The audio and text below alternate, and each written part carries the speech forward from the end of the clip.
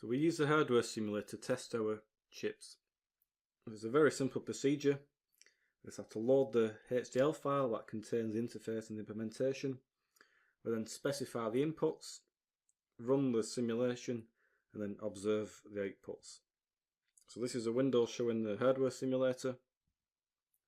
Just press this button here just to load the chip, so it'll give you a kind of list of all your files.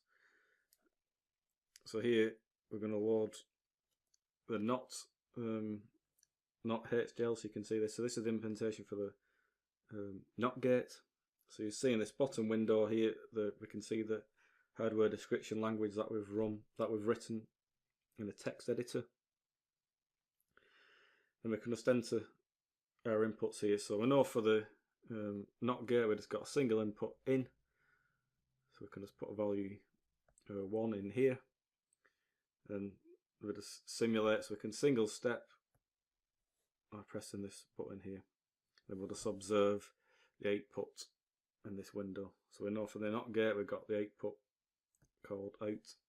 So obviously we put a 1 in it and we get a 0 on the output. We know that the gate's working as we expect. Although we can do that manually, and that's not an issue. You're just doing a NOT gate, you've only got one input, what can be 0 and 1, so it'd be very easy just to, you could change this value to a 0 and observe a 1 in here.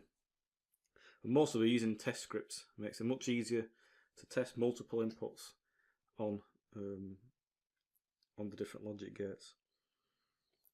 So manual testing is possible. If it's got a few simple gates, so there's a few inputs, we can manually test each combination. So obviously NOT gate, 2 possible inputs, 0 and 1, AND gate, well, 2 input AND gate has got 4 possible inputs. Because we know the circuit with n inputs, there's 2 to the n combinations. So if you imagine you've got a 16-bit adder, so this is a circuit which adds up 2 16-bit numbers. Each input there's 2 to the 16 possible, and because there's 2 of them, we have to multiply them together. So you can see, we've got over 4 billion input combinations. That's not possible to test manually. So we can use test scripts, but even so, we're not going to write a test script what's going to test all 4 billion input combinations. It does test some kind of random selection of inputs. We'll just test some of them to see whether they work. So the test procedure is very easy. We provide a compare file. So this file this is just a text file that contains the expected output for the given input. So it's basically a truth table, what we'd expect the truth table to be for that particular circuit. And then when you run the simulation, the hardware simulator writes the results to an output file, and then it just simply compares. It does a text comparison, so it compares the generated output file with the compare file that we've provided. And if the files are the same, then basically the chip passes the test. And so if it passes all the tests, we can say that our implementations are correct. It's very important though when you're doing this testing that you test each gate, each part individually. So you want to test your NOT gate, your AND gate, your OR gate, your XOR gate, and so on. So test all your logic gates, because when you start to combine them into more and more complex circuits, if you find out that one of the more complex circuits far higher up this hierarchy isn't working, you're not really sure where the problem is. So test each one individually before building the more complex circuits using those parts. So look at the test script. So the test scripts are in this .tst file. So the file for testing a NOT gate we will call not.tst. And you can see it's very the scripting language is very simple. So we just load the relevant HDL file. We tell it which is the output file. So it's good. The simulator will write the simulation outputs to not.out. And then it's going to compare it to not.cmp. So .cmp stands for the compare file. So this is the file that we provide to the simulator. Then we have to specify the formatting. So for this example here, we're saying B is for binary, and we're going to I leave 3 spaces, there's one length, 1 space to write the actual value, and then 3 spaces. So that's what this 313 means. We'll see that more closely in a couple of slides. So here for the list we've got, for the NOT gate we've just got our inputs in and out. But generally this bit is generally provided for you, and then underneath we just got the various tests. So we just set the input to 0, evaluate it, write the output, and then we'll set the input to 1, evaluate, write the output. So that's what's going to do. It's just going to do what we did manually before: set the input to 0, test it, set the input to 1, and test it. So to run these test scripts, we just have to load the script using this button, select the script, and then it'll appear in this window. So this is the text that we saw in the previous slide. We can set the speed as well.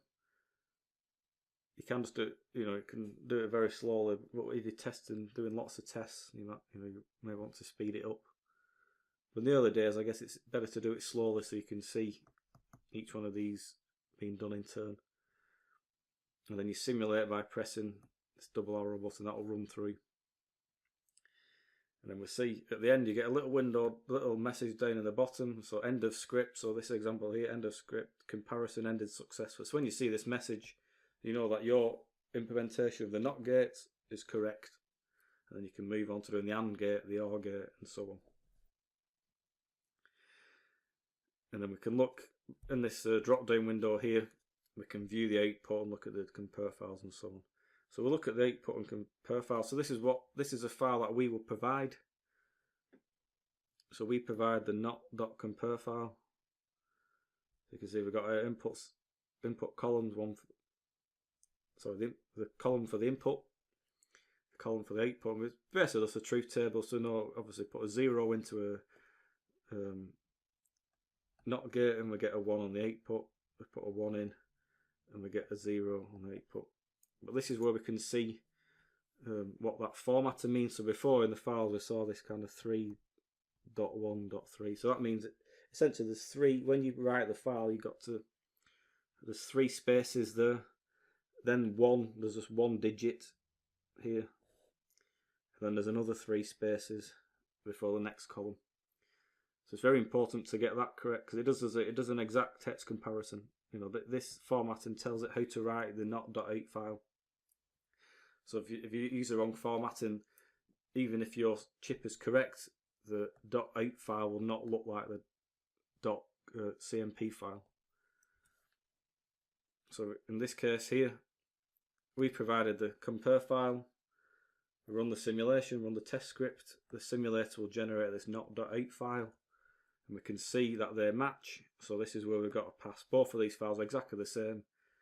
This is a character by character comparison. The 2 files are exactly the same, so we've passed.